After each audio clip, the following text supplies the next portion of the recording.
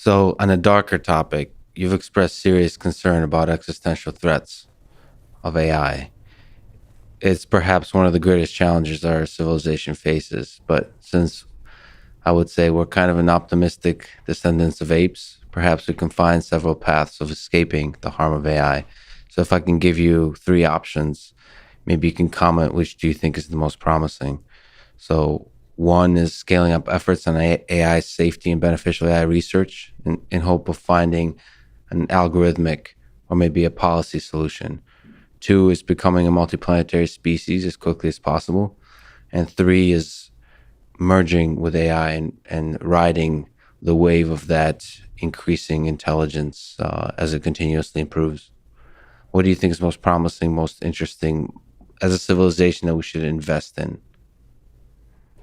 I think there's a tremendous amount of investment going on in AI. Where there's a lack of investment is in AI safety, and there should be, in my view, a government agency that oversees anything related to AI to confirm that does not represent a public safety risk.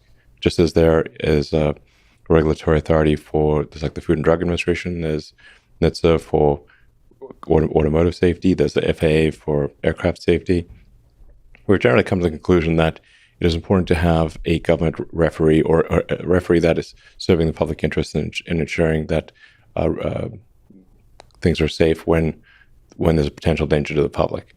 I would argue that AI is unequivocally something that has potential to be dangerous to the public and therefore should have a regulatory agency, just as other things that are dangerous to the public have a regulatory agency. But let me tell you, the problem with this is that the government moves very slowly, and usually the way a regulatory agency comes into being is that something terrible happens. There's a huge public outcry, and years after that, there's a regulatory agency or a rule put in place. Take something like seatbelts. It was known for, I don't know, a decade or more that seatbelts would have a massive impact on safety and save so many lives and serious injuries.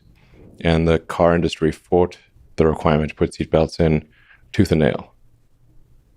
That's crazy. Yeah. And I don't know, hundreds of thousands of people probably died because of that. And they said people wouldn't buy cars if they had seatbelts, which is obviously absurd. Or look at the tobacco industry and how long they fought anything about smoking. That's part of why I helped make that movie, Thank You for Smoking. You can sort of see just how pernicious it can be when you have these companies effectively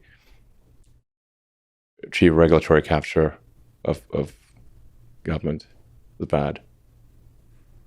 People in the AI community refer to the advent of digital superintelligence as a singularity.